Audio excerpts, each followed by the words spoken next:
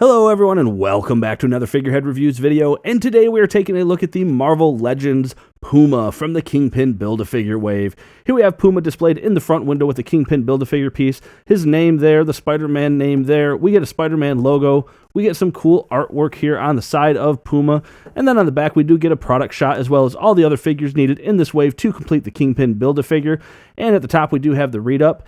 The genetically engineered Thomas Fireheart can transform himself into a half mountain lion, half human, known as Puma. And down here at the bottom, we do have the UPC code, so you can check with your local retailer to see if they have this in stock.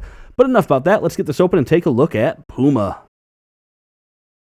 And here he is outside of his packaging, and I don't know a lot about this particular character, but I gotta give it to Hasbro. I like that they give us some of these more obscure figures because it's something that just helps round out a collection, in my opinion, especially if you do like collecting all the figures in a wave.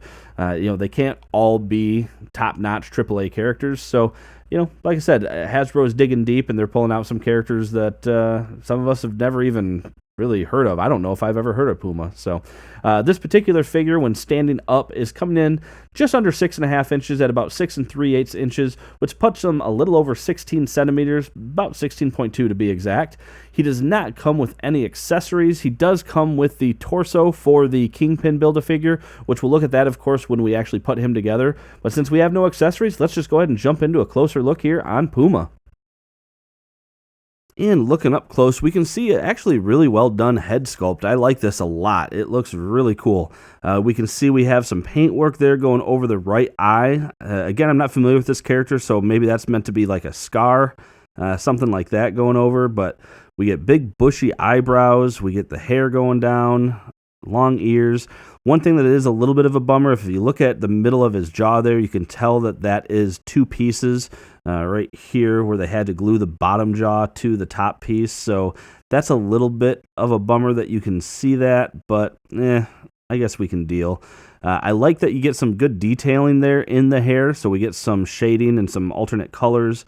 And then the feather coming off looks just fine, well sculpted, and we get some paint detail there.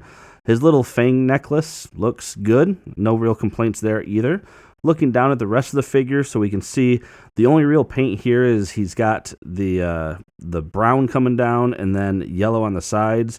And I think it's probably actually the yellow is the paint. I didn't take a look to see what the plastic. Yeah, I think the plastic is probably molded in the brown and then painted in the yellow. So, but it looks good there. And then on the arms, you can see some detail there with the fur going throughout. And he's got these open claw hands, which came out looking just fine. No issues there. And then he's got the little armband here with some more feathers. We get, I wonder what does that stand for? It looks like the letter E. Is that supposed to be an E? Maybe it's just supposed to be something else. But the belt looks good, and you can see some sculpted design there, like the wrinkles in the pants. And then, yeah, I like it. And then you got some fur on his legs, which that is not a molded piece. It's a little bit of a rubber piece that can move up and down. And then we can see some very beastly looking feet there, so I like that.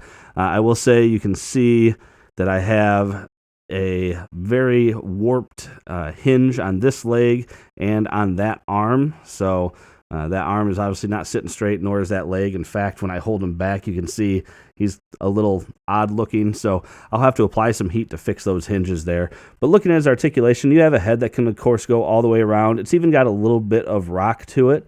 Can look down quite a ways, can look up very far. Those feathers don't really get in the way at all, and they are very flexible, so you're good there. You have arms that can come up quite high. That fur sculpting doesn't seem to get in the way. You do have bicep swivel, double jointed elbow, and then each hand does have rotation and hinge.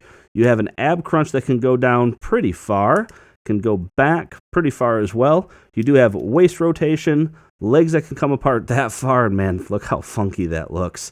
Kick forward that far, backwards, not much at all. Upper thigh cut, double jointed knee, and yes, there is a boot cut under there, and then you do have a hinge and ankle pivot. And here is Puma standing next to Jackal, whom he borrowed many parts from.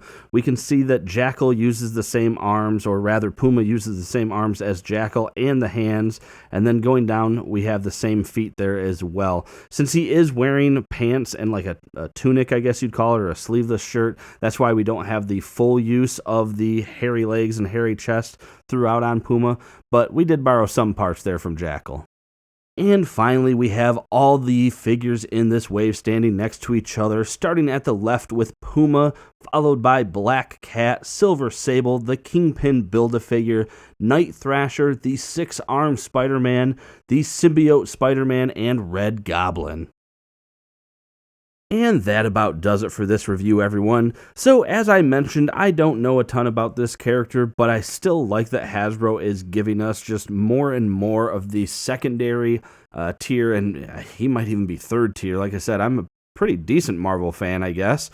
I mean, I'm not a crazy fan, but I just don't recall ever seeing this character around. I don't know if he's been in a ton of issues or not, but I still think it's cool that we got a figure based on him because it does complete a collection, especially when you're just trying to build a really cool Marvel library of figures. So it's well done. It's a good use of the body parts that they did do, and that head sculpt is spot on. The only complaint that I have is that I will have to heat up those joints to get that arm and leg so that they are, decent looking. But aside from that, I did like this figure. So with that being said, if you like this review, please hit that like button. If you like this content, make sure to subscribe for more just like it. And aside from that, thanks for watching my video and have a great day.